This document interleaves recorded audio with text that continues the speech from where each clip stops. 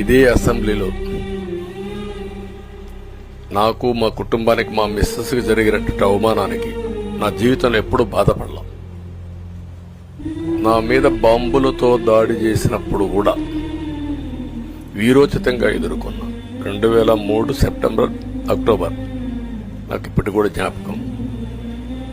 ఆ రోజు నా మీద బాంబులు చేసినప్పుడు చాలా ఒక పానిక్ రియాక్షన్లో కూడా నేను భయపడలేదు. అలాంటి వ్యక్తిని మీరు చూస్తే, అది ఆ సంఘటన చూసిన తర్వాత ఇలాంటి కౌరవ సభలో ఉండడం కరెక్ట్ కాదని అసెంబ్లీలో చెప్పి, దానికి కూడా మైక్ ఇవ్వకపోతే చెప్పేసి బయట వచ్చి ప్రెస్ కాన్ఫరెన్స్ చెప్పి అనౌన్స్ చేశాను.